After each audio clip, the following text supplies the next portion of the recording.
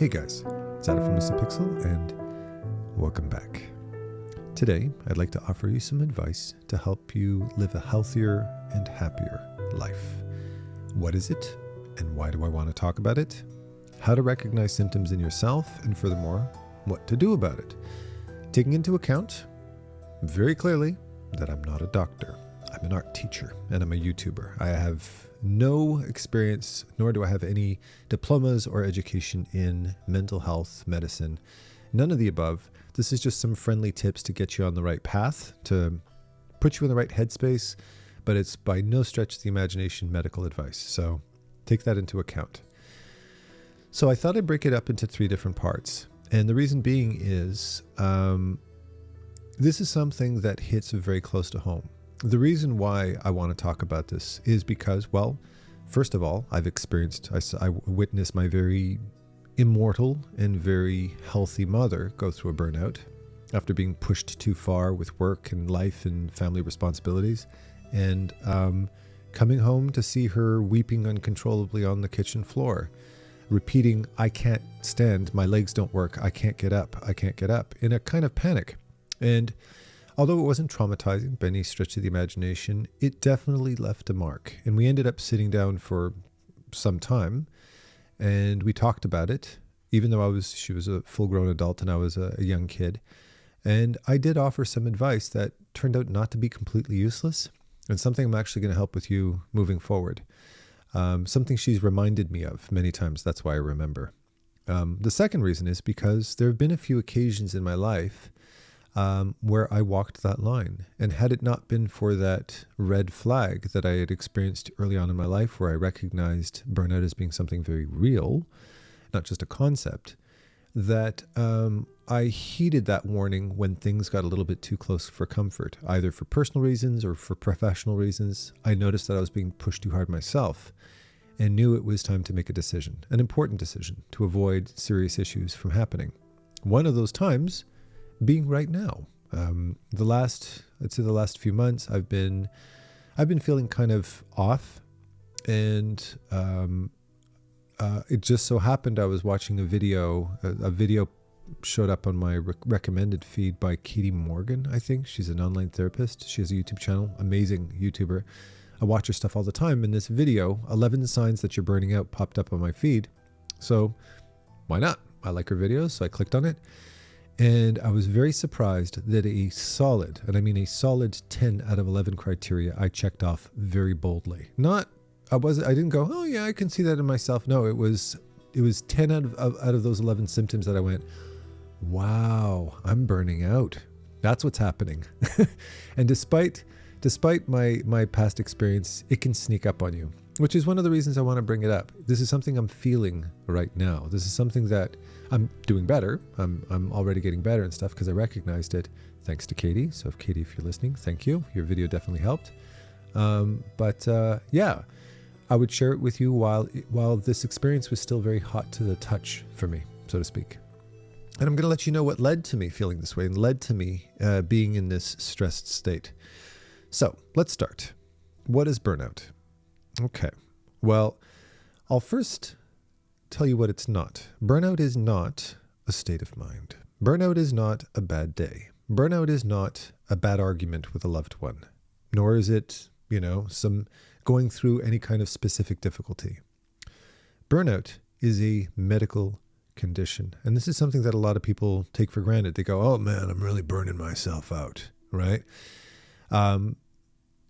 You might be tired, you might be overworked a little bit, but burning out is a medical condition. And a good way to compare it would be to think about something that we're a little bit more familiar with and a little bit more weary of, which would be your heart, right?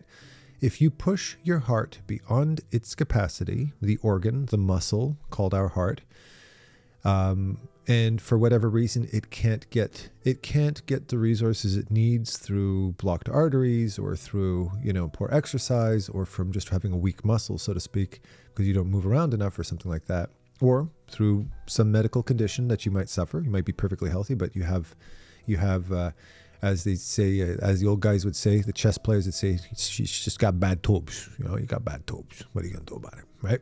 If you got bad tubes, your heart can fail. And if your heart can fail, well, it can be fatal. But more often than not, it just very dramatically and suddenly impacts your health, right? And you have to rush to the hospital, and that whatever heart failure you might have had at any point can have a domino effect on the rest of your system. I like to think of the human body like a PC computer as opposed to a Mac, right? In the sense that it's an open system. If a virus gets in, if something bad happens to one of the components, it can cause the entire system to fail, right? Because it's an open system. Everything is dependent on everything else. It's openly vulnerable, whereas a Mac is a bit more compartmentalized.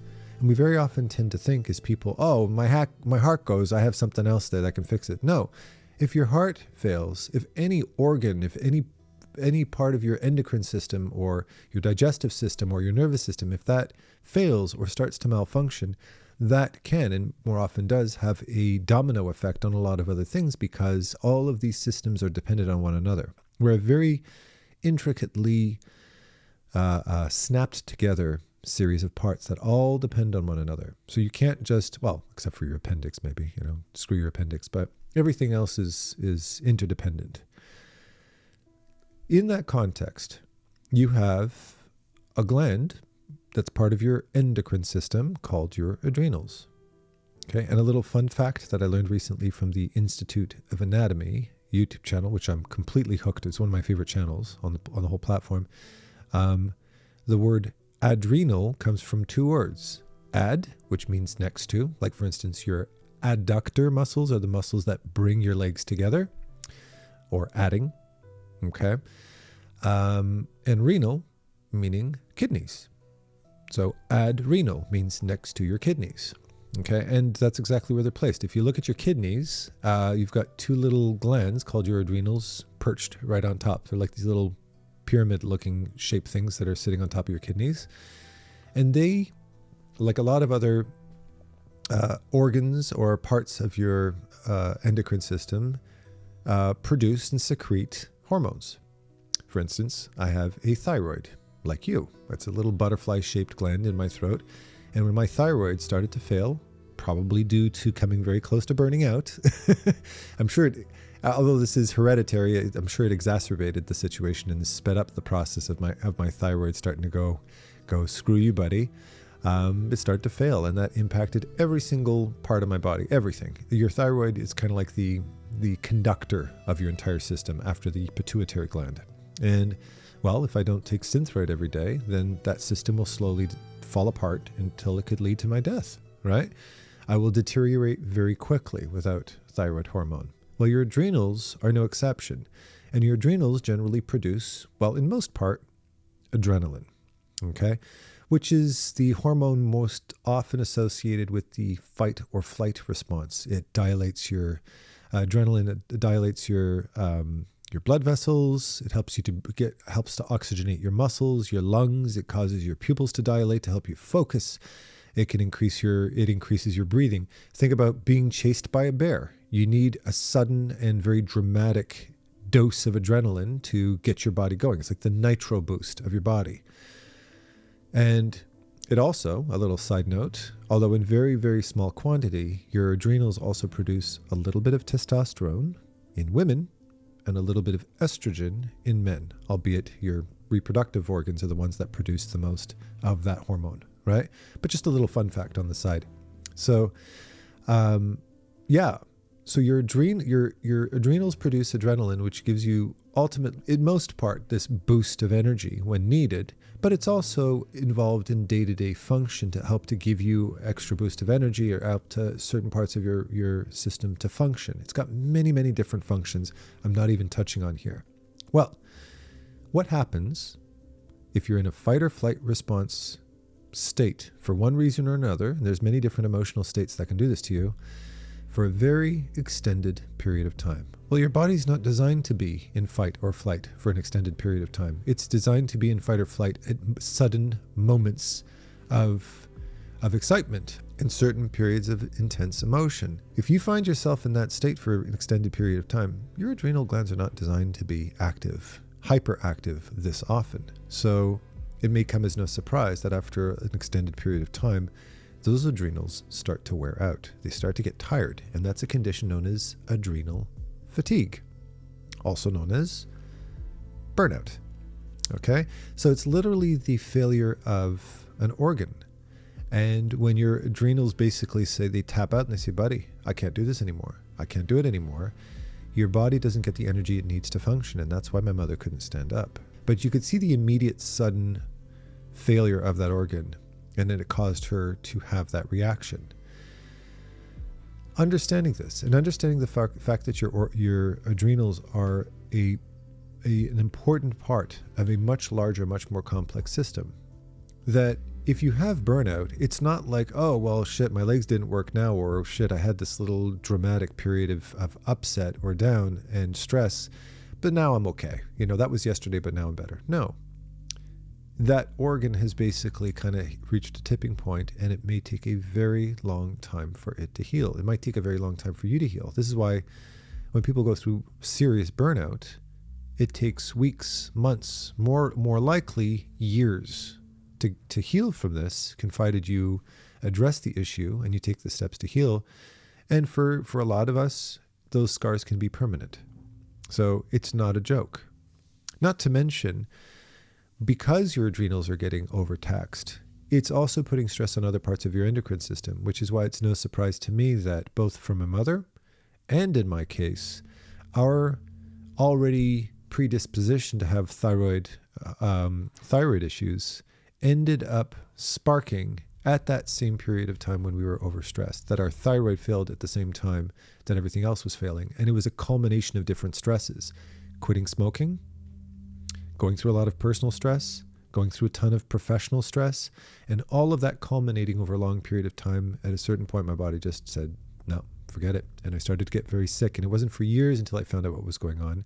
And I ended up getting a blood test and realizing I had Hashimoto's thyroiditis, which is the autoimmune disease associated with an underactive thyroid.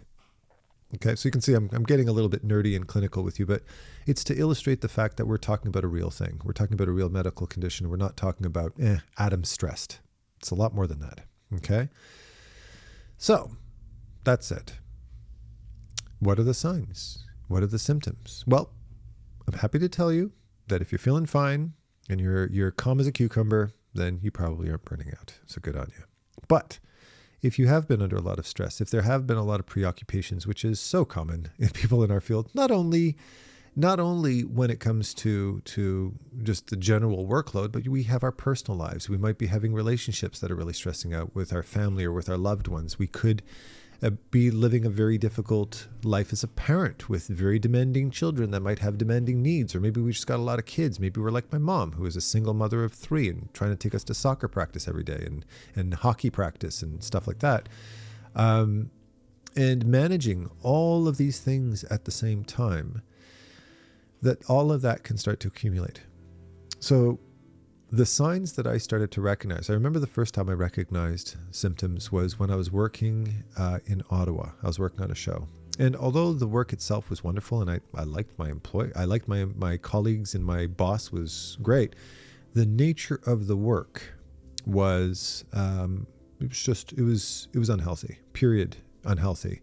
And just to give you an example of what I was dealing with, I was working out of town, so I had young kids. Lucas was still in diapers at the time, and I only got to see my family 1.5 days on the weekend per week because I had to travel to Ottawa. I couldn't travel back and forth between Montreal and Ottawa. It was several hours to drive back and forth, and I didn't see them all week. And then I would at the beginning it was okay. It was kind of a 9 to 5, and then it was a 9 to 6, and then it was a 9 to 7, and then it slowly started to accumulate until it became a 7 to 7 and a 6 to 9 and a 6 to 10. Before you knew it, I was working every day, minus the weekends, where I'd be getting up around 5:30 in the morning, and I'd show up for work around 6:30, and I would work nonstop throughout the entire day until around 9-10 o'clock p.m., taking around 15 minutes for lunch. And what really started to burden me a lot, on top of the fact that I was doing so and I was away from home and everything like that, so I didn't have that comfort of my normal home, although I made wonderful friends where I was staying, who are still my friends to this day. I noticed the more I worked, the bigger the pile got.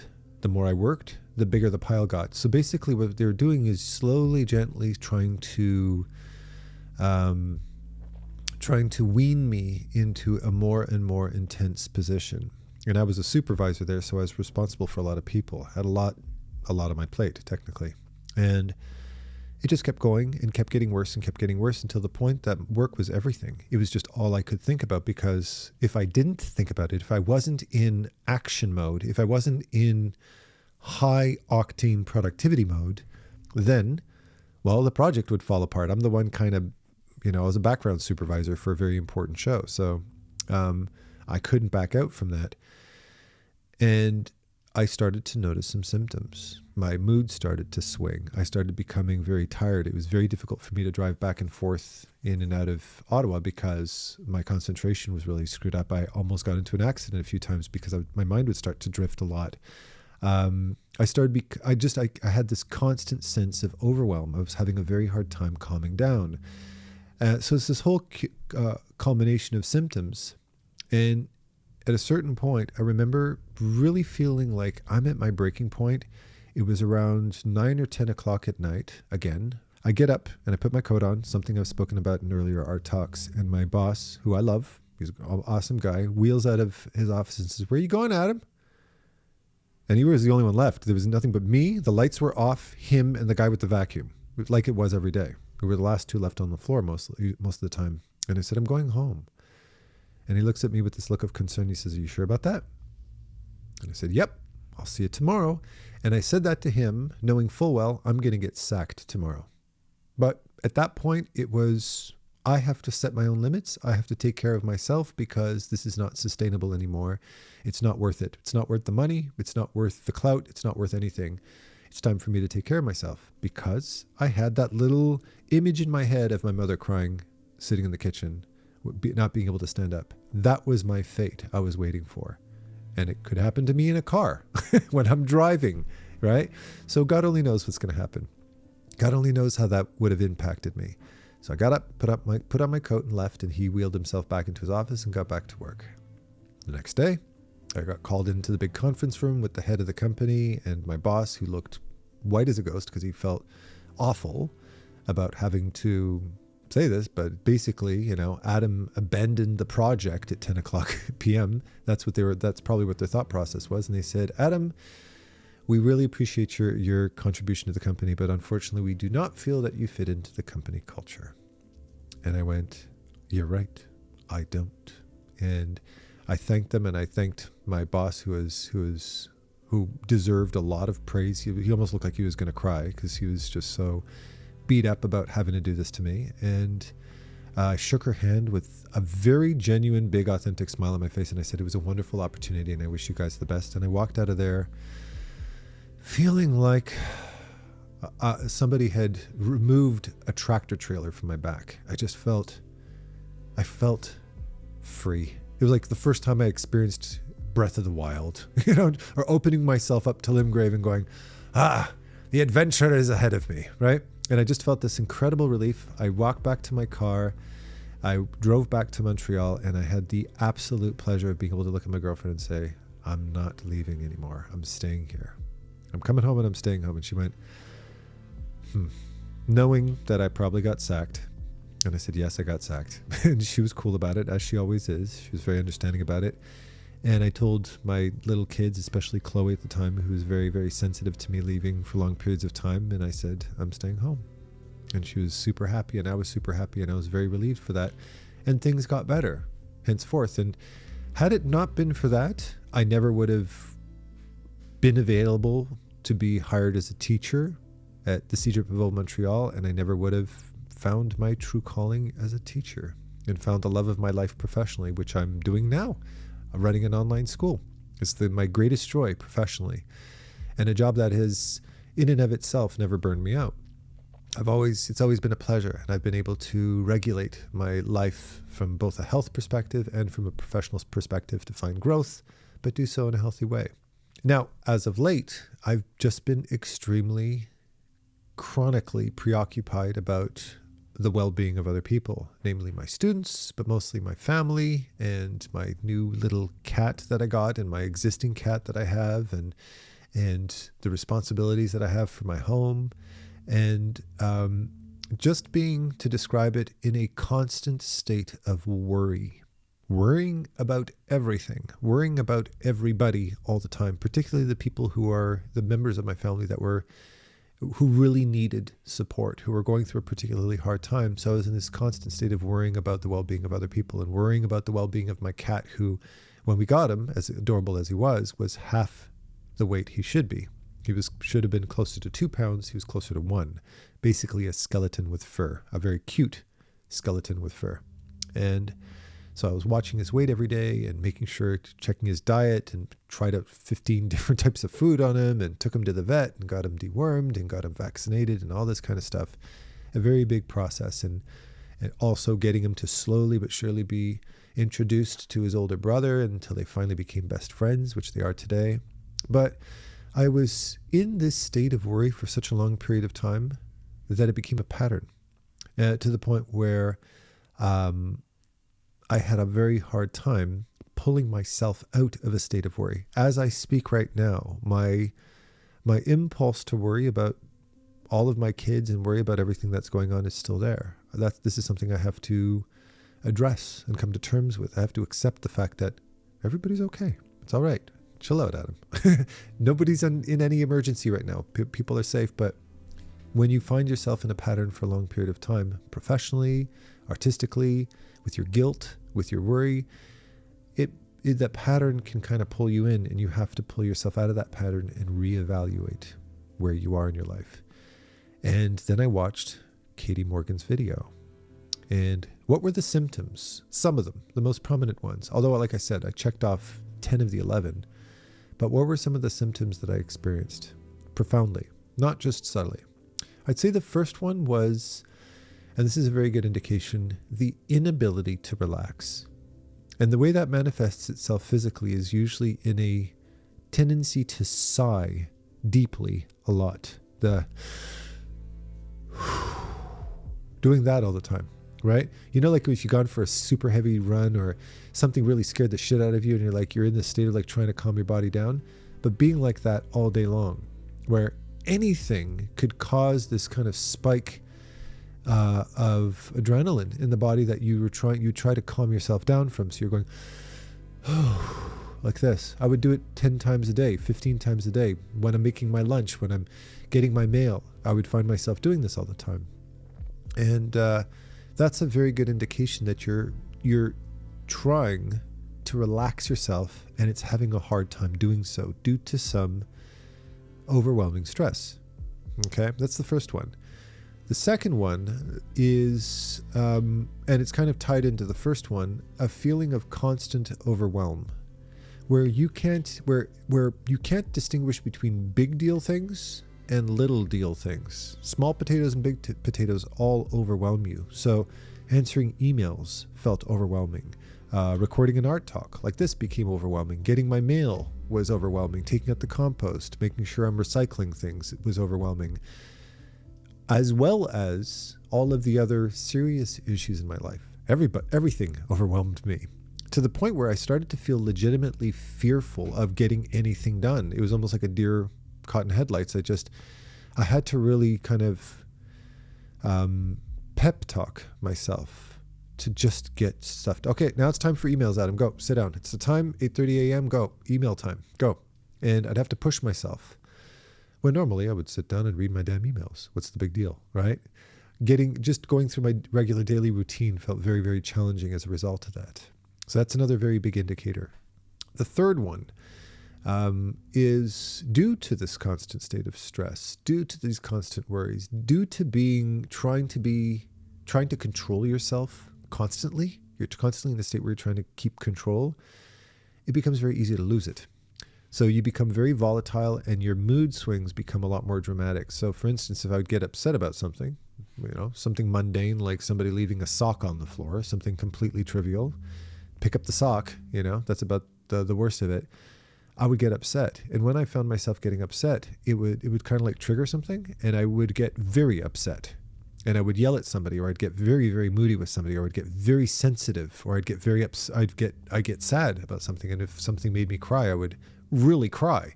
I was having these bursts of like, oh my God, I need to let out some stress.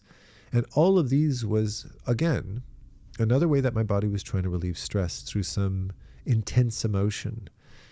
And in the case of being emotional about it, when crying about it, well, good, I felt better after I cried. But after, if I barked at somebody unjustifiably, or at least justifiably, but not justifiably intense, I felt terribly guilty about that. It's not normal behavior for me, right? So for me when I have this outburst, I would get very embarrassed and upset about it. I'm thinking, shit, I'm damaging a relationship with my behavior. I should really knock that shit off, right? I don't want to become that guy who's moody about everything.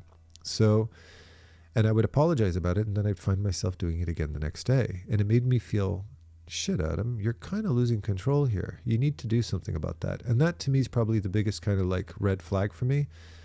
Another one, which I'd never experienced before in the past, which was the first time over the last few weeks that I started experiencing, or over the last month or so, was really bad forgetfulness. I started getting very forgetful. And this is one of the things that made, when I was watching Katie's video, I went, holy shit, is that what it is? That I never even thought that would be a symptom of it. What I mean by forgetfulness is, and again, it needs to be something that's out of character for you. If you're always forgetful, that's a different story. But I would need to go get something. I would need to, clean the kitty litter. I'd need to take something outside, or I forgot the remote control upstairs. I might have to go 3 or 4 times, because every single time I would get up and go to get something, I'd forget why. And then it wouldn't be like I wouldn't just sit there and go, oh yeah, okay, that was it. No, I would completely forget. I would sit there for around a minute or two trying to remember. For the life of me, not being able to remember. I would walk back downstairs and I'd go, that's what it was. And I go back upstairs and I'd forget again. And I'd start getting very frustrated and even worried, thinking to myself, am I going senile? Am I on a state of cognitive decline? Is there something wrong with my brain? Because I'm not used to being this forgetful. Now, by forgetful, I don't mean not having a good memory for shit. Like for me, birthdays and phone numbers and dates and stuff like that. Good Lord, I've never been good at that. I failed history 3 years in a row because it was all about dates and names. I forget my own birthday half the time, and I have to ask my girlfriend what it is. And then I argue with her that she's wrong when she's right. Right? Not that kind of forgetfulness. I'm talking about like literally like just day-to-day function forgetfulness that really kind of impedes your ability to be productive and to perform. And this was happening so consistently that I was really starting to get worried about it, and I didn't know it was happening. That's just some of them. Like I said, there's 10 altogether. Go check out the video yourself. But all of these, I was sitting there going, yeah, I'm definitely doing this. This is a very clear sign. And those ones in particular, the first ones I mentioned to you, are probably the biggest red flags you need to keep an eye out for. So that said, what have I been doing about it, and how have I been making myself get better? Well, the first thing I like to do is, when I find myself in this state of overwhelm, it can be very difficult to distinguish between small potatoes and big potatoes. What's the stuff that's an emergency that needs to be dealt with right away? And what's the stuff that isn't quite an emergency? And what's the stuff that's trivial, that's little everyday things that can be ignored? But remember, when you're in this emotional state, it's hard to distinguish one from another. Well, the first thing you need to do is get it out of your head. And the way you do that is by putting it down on something physical, either a journal. I like using the Moleskine journal app because it's got the photo app. I usually use it for my cat journal, right? Because I'm always doing stuff about my cats and stuff. But you can use you can use a notes app. You can use, there's Notability, there's Evernote, there's all these different kind of note-taking apps or journaling apps, or you can use a book. I've actually used a book, pen and paper, because I find the slow process of writing something down in a book, that actual physical, tactile feeling, very often feels a little bit more personal to me. It feels more permanent. And the reason I like to write, and the way I write, is very important. I write because I'm trying to tether my thoughts down. It's like pinning a specimen to a page so it can't fly away type of idea.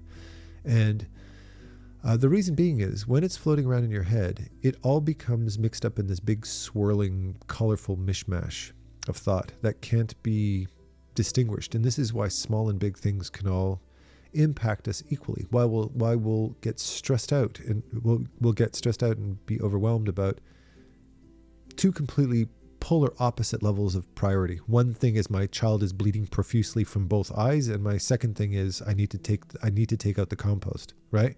Obviously these aren't two things on the same level of priority, but your brain at a certain point just can't distinguish between the two.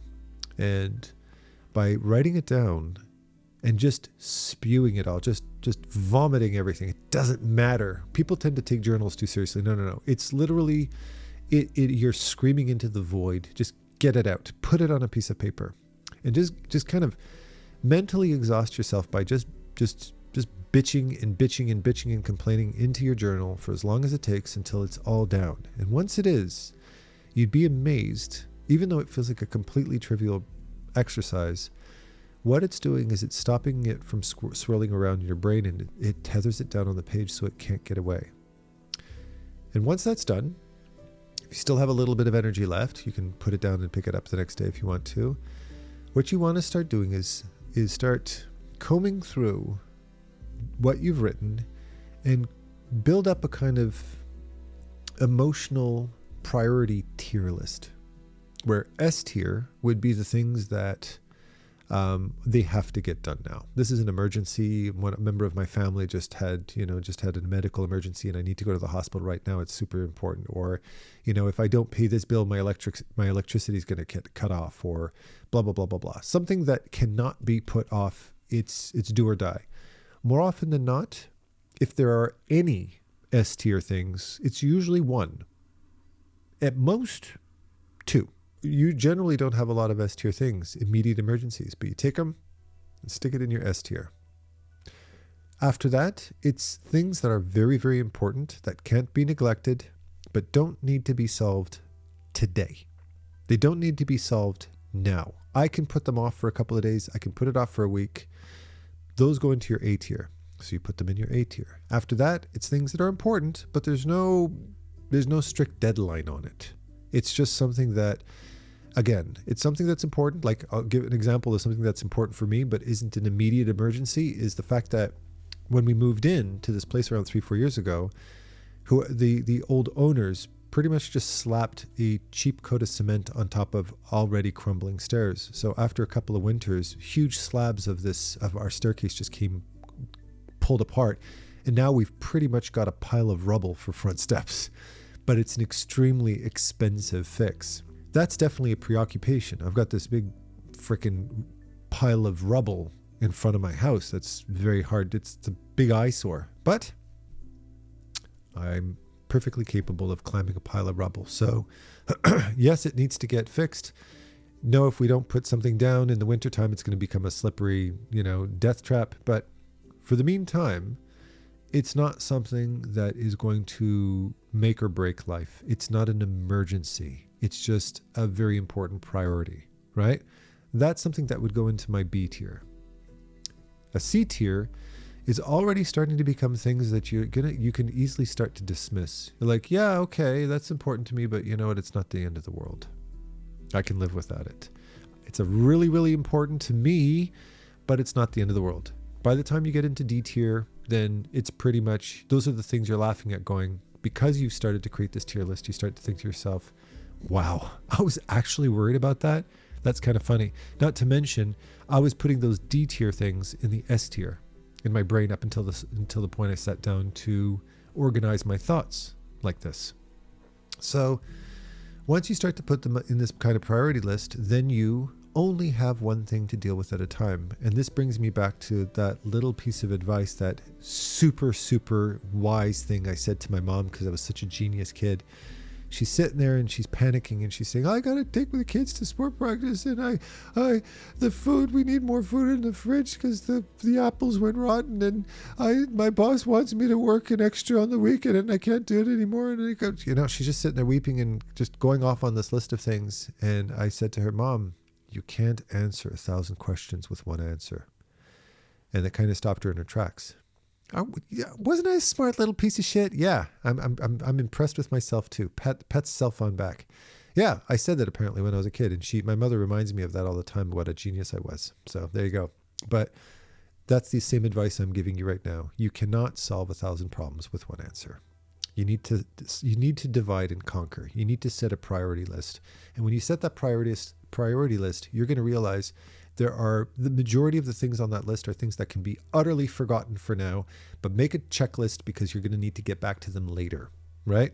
But right now, you just need to worry about your newborn baby who is vomiting out of the back of her neck for some strange reason, and she needs to go to the hospital. There you go. That's your priority. Get to the hospital. Okay? The next thing you can do, which is subjective, is meditation. The whole reason why you start heavy breathing and sighing is because you're trying to oxygenate your body. You're trying to calm down your breathing. You're trying to get your adrenals in check. And meditation can be a wonderful tool to ground you, to bring in the moment, and to give you that the air that your body needs to be able to relax and to get that deep breathing that you've probably been avoiding. More likely than not, you've been shallow breathing a lot because you've been under a lot of stress. However, from my experience, I can very often find that meditating consistently can be a little bit of a pain in the ass because I have to stop what I'm doing and I have to go upstairs and turn the lights down and put on some meditation thing and listen and I don't always have the time to do that. It's just reality is I've got too many fucking things to get done and I've got priorities, and the whole act of going out of my way and like stopping life to meditate, not to mention the act of meditation in and of itself, I feel doesn't need to be linear like that. And even a lot of people who talk about meditation say you don't need to go and turn off the lights, light incense, get the nice scented fragrance, lavender flower scents in your house, and call a couple of Buddhist monks into your house to help guide your meditation. No, meditation can be just focusing on something for an extended period of time. A really good example is there's an app that I really, really love. It's called Endel, Endel, which is an app that I thought was a little bit hokey at the beginning, but it's actually something that helps me focus and concentrate. And it's got this kind of meditative, it's actually something to do with the synapses of your brain. It actually has frequencies that tap into that help you to focus. And it really fucking works. It's not a joke. I could have unsubscribed to this thing a long time ago, but I find that every single time it's time for me to sit down and read emails or sit down and get some work done, I turned that on, and it actually helps me get through that process. It was particularly helpful when I was under a lot of stress, and that process felt very stressful to me. It's not a gimmick. And no, this is not sponsored. It's just I'm just promoting something I think is cool. But I would stop and I would listen to that, and listening to Vati Vidya helps me to calm down a lot. It's kind of brings my brain into a certain frequency that helps me to focus and calm down. So what would end up happening is painting and producing artwork and being productive no longer felt like a burden and a chore. Oh, got to get a YouTube video out by the end of the week, that kind of thing. It became my time for calming myself down. It was a time of focusing on a single thing, concentrating on my rendering and my design, exactly what you're watching me do right now on screen, listening to something that would calm me down and bring my brain into a certain frequency for an extended period of time. And every time I would finish my painting session, I would feel better. I'd finish answering my emails and I'd feel better. Or sometimes I just dim the lights in my studio. I sit down in a nice comfy chair for around 10 minutes and I just sit there and stare at the floor for 10 minutes. Pet my cat. There's another one that I find very meditative. Playing with my cats. I play with my cats 2 or 3 times a day. And I'll spend about 15, 20 minutes playing with them and just watching them run back and forth. And I get involved in their playtime. And that helps to pull me out of my what do I got to get done thing, because I'm too busy taking care of them and their activity. That definitely helps as well. That can be a meditative process. Something that's pulling you out of this negative spiral looping headspace. The last thing, and I think this is probably the most important thing. Remember I said our system is an open system. Okay? And by that, I mean you need to take care of your health. And I find one of the major issues that lead to particularly artists' health weaning and is sitting down for extended periods of time and not moving your goddamn body. If you're not a member of a gym, if you don't go for walks, if you're not a member of a spinning class, or if you don't do aerobics at home, whatever, it doesn't have to cost you a penny. You have to make a point of exercising at least 3 times a week.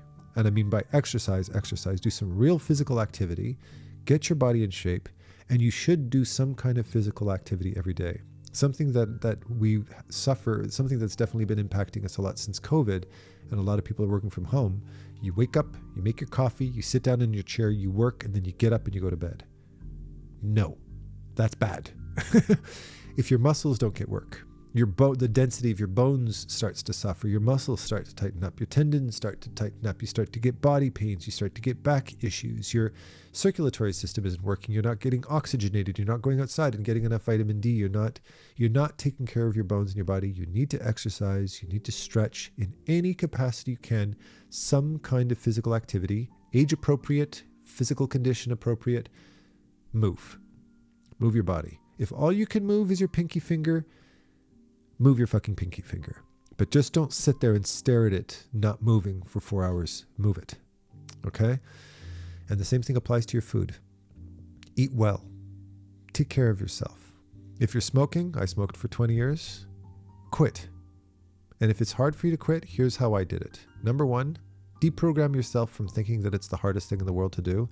That's propaganda, in my personal opinion. It's not nearly as hard as people make it out to be, but if you prepare yourself for tragedy, you'll experience tragedy. If you experience it to be hard, it'll be hard. It's not that hard, okay? From somebody who smoked for 20 years, a pack a day for 20 years, okay? So I'm not bullshitting you here.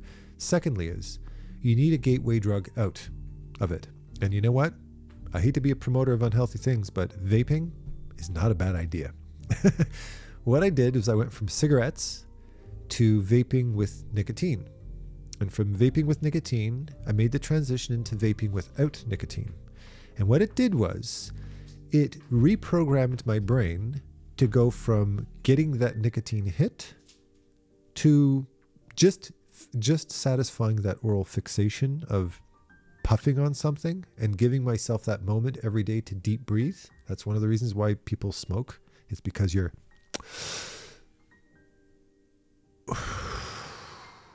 doing that. And if I hope I didn't tempt anybody to smoke after doing that. But I just took a deep breath. I took a haul exactly the same way I would take in a haul of a cigarette and hold it in. And I immediately felt my body relax. Okay. So you do that. And what switching to vaping without nicotine did was it turned me off of smoking, because I replaced one oral fixation with another one that wasn't giving me the hit I wanted, and vaping was very unsatisfying compared to cigarettes. So I just stopped. And by that point, it was just kind of like quitting something I didn't care about as much. So there's a little tip for any of you smokers out there. Drinking. Don't drink a lot. News is coming out more and more every day that drinking is just as dangerous and just as carcinogenic as cigarettes. But again, this is a piece of information that's been suppressed. But you listen to any health practitioners, listen to Eric Berg, listen to any of these other different nutritionists and stuff like that. They're all going to tell you the same thing. Doctors, they're going to tell you the same thing. Drinking is bad for you. But I do like to have a glass of wine once in a while. I usually have, I have a 6-pack. I have 6 beers sitting in my fridge. That'll last me around 4 or 5 months. Legit. Or a bottle of wine. It'll sit there in my wine rack or whatever for a year before I open it up and I have a glass or 2 of wine with my girlfriend. I don't drink a lot either. Eating. Eat well. Eat for nutrition. Don't eat for comfort. Eat for nutrition. So when you're eating, like I'll give you an example of my daily diet. I'll have oatmeal and blueberries in the morning. Don't forget I have autoimmune disease. So blueberries are very good as an antioxidant, which is very good for free radicals, aka autoimmune disease. Okay. So blueberries or raspberries, things that are high antioxidants. And I have that for breakfast with usually black coffee. I don't put sugar or cream in my coffee. I avoid sugar a lot. For lunch, a big bowl of spinach with blueberries, raspberries, chicken breast for the protein because I work out, oranges for the vitamin C. I'll take vitamin D in drops usually. I'll have some of the vitamin Bs, biotin, which is good for your hair and your skin, although it's a bit gimmicky. That kind of idea. So I take some vitamin supplements, especially if I can't get out as often. Although most of your vitamins usually should come from food. I make sure to alternate my diet so that I'm not eating the same thing every day.